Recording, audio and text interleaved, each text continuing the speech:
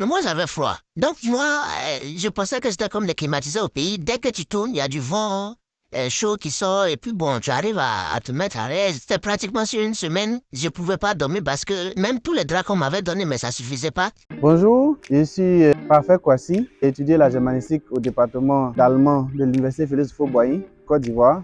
Et depuis l'année 2022, précisément le 1er août 2022, je suis en Allemagne. J'étais dans la ville de Bielefeld où j'ai fait un service de volontariat, une école pour enfants handicapés, Förderschule. Et après un an, quelques mois, je suis maintenant à Stuttgart où je vais faire une formation.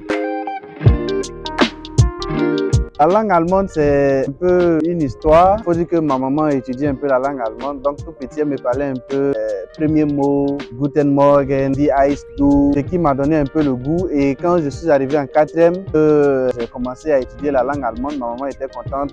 Donc, j'étais un peu excité d'apprendre davantage sur la langue. Avec le club d'allemand, on a eu à participer à l'Olympiade. On est venu jusqu'à ma première fois de voir Abidjan jusqu'à Benjerville, au lycée Momi Fété.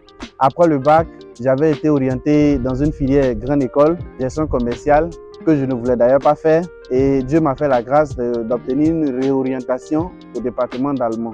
Voilà comment je suis arrivé au département d'allemand pour les études germanistiques.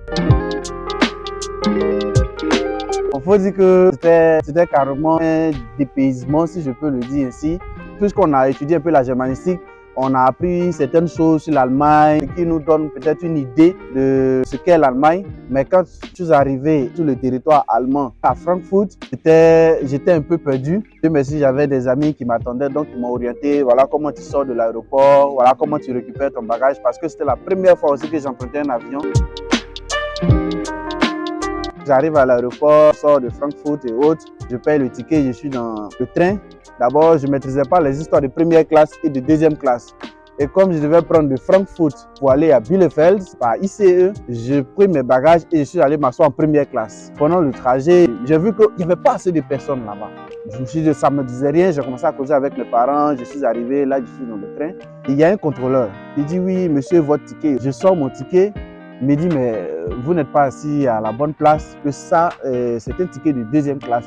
Je lui dis, mais deuxième classe, c'est où? Je m'assois où? Et il me dit, bon, voilà, longez le train, allez comme ça, vous allez, dès que vous dépassez le restaurant là, vous allez trouver les gens là. Donc encore avec mes deux valises et autres, encore dans le train, pendant que le train est en marche, je prends mes deux valises et puis je vais encore à la deuxième classe et puis bon, je trouve un endroit pour m'asseoir.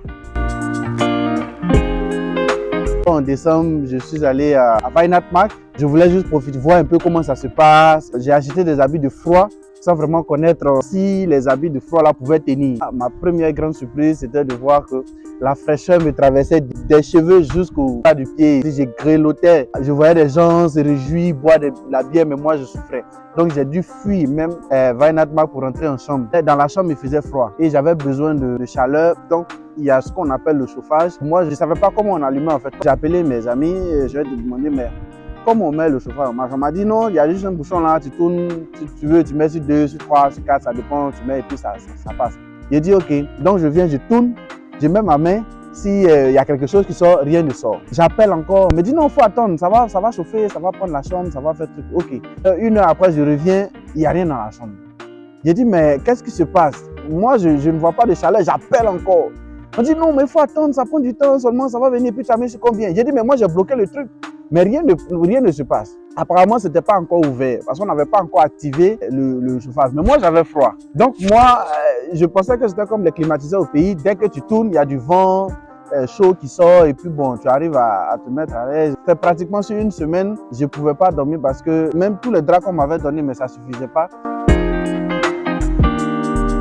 On risque de devenir fou parce que je fais partie aussi de ceux qui pensaient que bon, on a été un peu seul, loué maison au lycée. Donc je me disais que si je vis seul ici en Allemagne, je suis déjà habitué, donc je faisais un peu le gros dos. Mais c'est là que je me suis rendu compte que vivre seul dans un pays qu'on connaît et vivre seul dans un pays où on ne connaît pratiquement personne, on n'a aucun membre de sa famille là-bas, c'est carrément différent. Je dis que tu risques même de devenir fou si tu ne trouves pas quelque chose pour déjà t'amuser. Donc je trouve que c'est déjà important de trouver un groupe, surtout des gens qu'on connaît. J'appelais tout le temps les parents, les amis, les autres, mais sur place, il me fallait vraiment un groupe où on allait pouvoir sortir, marcher, prendre de l'air, discuter et autres. Comme on le dit, l'Europe, ce n'est pas l'Eldorado, mais sincèrement, c'est mieux. On soit d'accord, il ne faut pas venir par les moyens illégaux à tout prix. Mais si vous avez une opportunité légale de venir en Allemagne, je voudrais vous encourager à le faire. Et quand vous arrivez de vous, je ne veux pas trop les connaisseurs. Demandez à chaque fois que vous avez besoin d'aide. Ne vous privez pas, ne dites pas je ne le connais pas, je ne fais pas ceci. Parce que vous êtes dans un nouveau pays avec vraiment assez de règles, assez d'interdits. On est dans une autre mentalité. Donc, si tu n'arrives pas à t'adapter, tu peux retourner vraiment, même pas dans ton pays, on peut te balancer ailleurs.